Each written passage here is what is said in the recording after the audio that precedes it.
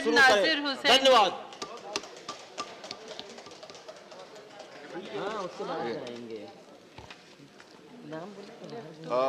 बहुत बहुत शुक्रिया मैम कि आपने अब मुझे मौका दिया आज ये बजट में अपनी बात रखने का। बजट से हमारे देशवासियों को काफ़ी उम्मीदें थे, लेकिन मुझे लगता है कि बहुत ही निराशाजनक बजट आया है। सत्ता पक्ष के लोग जब बार बार बजट पे चर्चा कर रहे थे, बार बार खड़े हो रहे थे, तो हमारे कलीग और हमारे नेता रिपुन बोरा जी की बात मुझे याद आ रही थी और सच लग रही थी कि इनको बोलने के लिए कुछ था नहीं, तो इसीलिए बार बार ये कांग्रेस को कोसने का काम कर रहे थे। 2022 इनके लिए एक टारगेट ईयर था। वो 2022 तक इनको स्मार्ट सिटीज देश को देना था, 2022 बुलेट ट्रेन देना था, 2022 पूरे हिंदुस्तानियों को घर देना था, मकान देना था, 2022 में ये हमारे किसानों की आय दुगनी करना था, लेकिन कुछ हुआ नहीं। तो इसीलिए चाहे वो मोशन ऑफ थैंक्स में हो, चाहे या बजट पे हो, चाहे उस हाउस में हो, चाहे ईस्ट हाउस में हो, लगातार कांग्रेस को कोसने का इन्होंने काम किया। चलिए हम आपकी बात मान लेते हैं, कांग्रेस सिर्फ अपोज करने के लिए अपोज कर रही है। आपकी ये भी बात मानते हैं कि कांग्रेस झूठ बोल रही है या असत्य बोल रहे हैं, लेकिन आप ये बताइए, आज हिंदुस्तान के सड़कों पे युवा अगर 1 करोड़ लोग आरआरबी एग्जाम में पर्चा भरते हैं और सड़क पे उतरते हैं नौकरियों के लिए, तो वो क्या झूठ बोल रहे हैं? अगर आज यहाँ पे छात्र सड़कों पे उतर रहे हैं तो वो लोग झूठ बोल रहे हैं। अगर किसान 14 महीने हिंदुस्तान के कैपिटल सिटी के बाहर 14 महीने जो किसान बाहर बैठे थे, वो क्या वो झूठे जाके वहां पे बैठे थे? अगर ये सूरत हाल हिंदुस्तान का है तो आप अपोजिशन पार्टीज को क्यों बार बार आप कोसते रहते हैं? यहाँ पे कोविड की बहुत चर्चा हुई, यहाँ पे क्लेम्स किया गया कि हम लोगों ने कोविड के टाइम पे ऐसा काम किया, कोविड के टाइम पे वैसा काम किया। यहाँ पे ये बोला गया कि हिंदुस्तान दुनिया भर में अगर किसी देश में सबसे ज्यादा कोविड के टाइम पे काम हुआ तो वो हिंदुस्तान में काम हुआ करके यहाँ पे क्लेम्स हो रहा था। लेकिन मैं आपको बता देना चाह रहा हूं, जिस तरह से इन्होंने लॉकडाउन किया, जिस तरह के सीन्स, जिस तरह के विजुअल्स हम लोग को हिंदुस्तान में देखने को मिले, मुझे लगता है कि पार्टीशन के बाद अगर हिंदुस्तान में 2 टाइम उस तरह के विजुअल्स देखने को मिले, एक डिमोनेटाइजेशन नोटबंदी के टाइम पे देखने को मिले और दूसरा कोविड के टाइम पे देखने को मिले, जिस तरह से लोग अपने जहां जहां वो काम कर रहे थे, बड़े बड़े सिटीज को छोड़ के अपने अपने गांव की तरफ जो जा रहे थे, छोटे बच्चों को कंधों पे रख के ले जा रहे थे, बूढ़े माँ बाप को कंधों पे रख के ले जा रहे थे। एक जवान लड़की अपने बूढ़े बाप को साइकिल पे बिठा के हजारों मील चला के ले जाती है। एक छोटा बच्चा अपनी माँ मरी हुई, माँ की लाश पड़ी हुई है, उसको पता नहीं कि उसकी माँ मरी हुई है, लेकिन माँ के साथ खेलते रहता है। इस तरीके के सीन्स हिंदुस्तान में कभी देखने को नहीं मिले थे। आप कह रहे हैं कि आप जो है, आप कह रहे हैं कि कांग्रेस कोरोना महामारी फैलाई, आप कह रहे हैं कि कांग्रेस ने कोविड फैलाया। मुझे आज फक्र है यहाँ कांग्रेस का एमपी होने के नाते, कांग्रेसमैन होने के नाते फक्र से मैं आज यहाँ कहना चाहता हूं कि उन बेबस बेसहारा लोगों को कांग्रेस का एक एक आदमी जमीन पर उतर को उनके घर पहुंचाने का काम किया है, उनको सहारा देने का काम किया है, उनको उम्मीद देने का काम किया है, उनको कॉन्फिडेंस देने का काम किया है। अगर हम लोग बसेस, ट्रक्स और रेलगाड़ियां अरेंज करके इन लोगों को वापस भेज रहे थे अपने घर, हमको देख के जो कर्नाटक में जो सरकार ट्रक्स की, जो सरकार बसेस और रेलगाड़ी अरेंज की, जो गोवा की सरकार अरेंज की, जो गुजरात की सरकार अरेंज की, क्या वो लोग भी महामारी पहुंचाए थे? याद रखिए वहां पे आपके सरकारें थे। आप दूसरों को उंगली दिखा सकते हैं, लेकिन जो हकीकत है उसको देश मानता है। इसके साथ में आपको यह भी जानने की कोशिश करना चाहिए था, आप इस देश की सरकार है, कि आखिरकार इतनी तादाद में, करोड़ों करोड़ों की तादाद में ये लोग वापस क्यों जाना चाह रहे थे? जहां काम कर रहे थे वहां से अपने गांव क्यों नहीं जाना चाह रहे थे? क्यों? इसके 2 रीजंस है। उनको पता था कि उनका कोई गारंटी नहीं, वहां पे ना जॉब्स का गारंटी था, ना खाने का गारंटी था, ना शेल्टर का गारंटी था। इसीलिए वो बेबस बेसहारा होकर अपने रिश्तेदार के अपने गांव पे वो जाना चाह रहे थे। और दूसरी तरफ उनको एक अगर उम्मीद की किरण अपने गांव में कुछ नजर आ रही थी तो वो मनरेगा थी।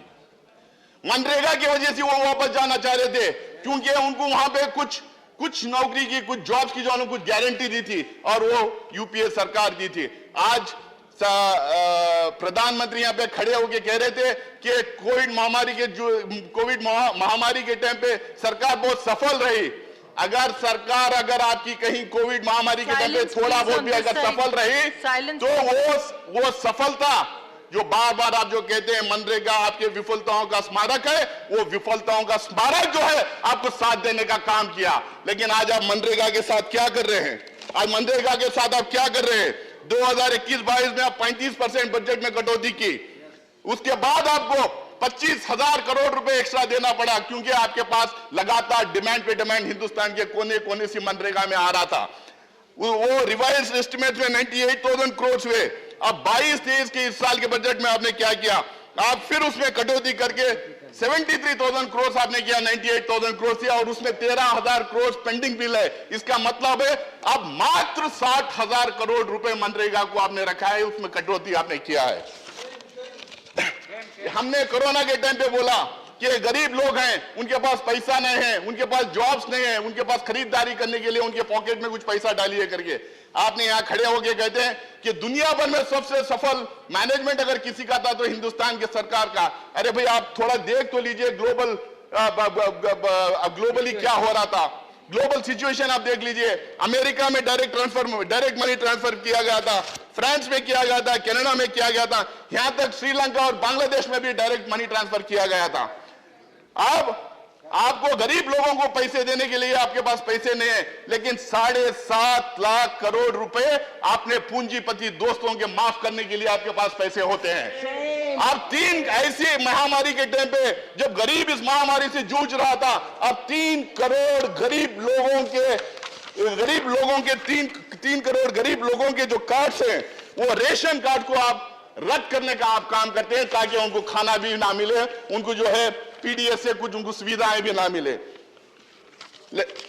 और बार बार आप कह रहे हैं कि बेरोजगारी नहीं है, अनएम्प्लॉयमेंट नहीं है। प्रधानमंत्री ये भी कह रहे थे सबसे ज्यादा बेरोजगारी यूपीए के जमाने में थी।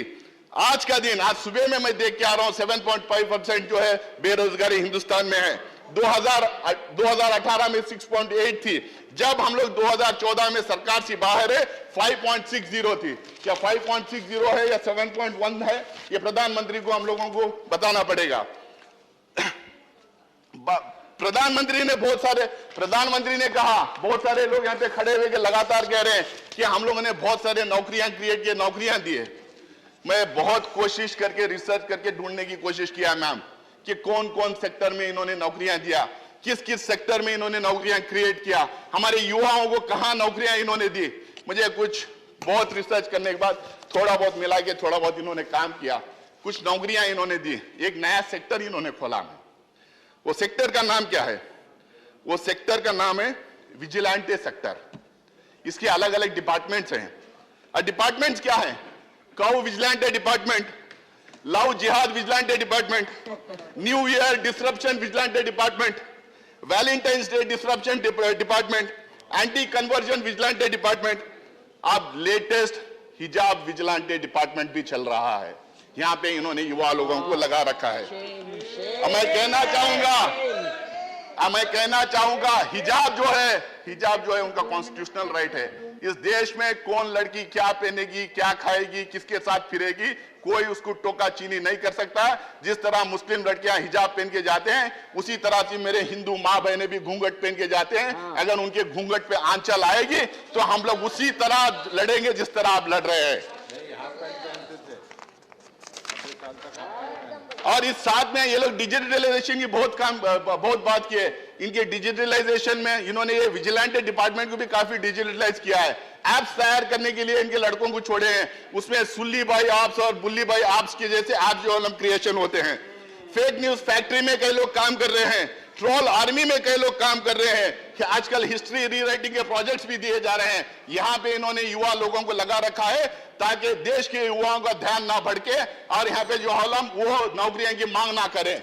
मैम मेरा टाइम अभी है क्योंकि मुझे दो तीन टाइम एक्स्ट्रा। अब मैं एमएसएमई पे आता हूँ। 60 लाख एमएसएमई शटडाउन हुए हैं और ये MSME the largest job provider, biggest make in India contributor आज एक क्राइसिस में है। क्राइसिस में क्यों है? क्योंकि डिमोनेटाइजेशन की वजह से, फॉल्टी जीएसटी की वजह से और latest mismanagement of Covid crisis की वजह से। राहुल गांधी जी ने लोकसभा में इनइक्वालिटीज की बहुत बात की है। मुझे 2-3 मिनट का टाइम दीजिए मैम, क्योंकि जो है हमारे नहीं मेरा 15 मिनट ओरिजिनली था ma'am. Your other members have consumed. नहीं, I am the last from Congress party. Speak quickly. तो इनइक्वालिटीज की बहुत बात हुई है, मैं बहुत ज्यादा उस पर बोलूंगा नहीं, सिर्फ डेटा दूंगा। Top 1% is holding 33% of national wealth. Bottom 50% holds 5.9% of India's wealth. Top 100 richest people of India own as much as 55.5 crores of people of India. Top 100 richest people have so much wealth that they can fund India's primary and university education for next 25 to 30 years. Cumulative wealth of 142 people has increased from 23 lakh to 53 lakh crore. Our top two people's wealth has Nasir ji, increased from please conclude. $30.7 billion to Nasir ji, thank you. $175.5 billion I'll have to in call last out 2 the years. next name.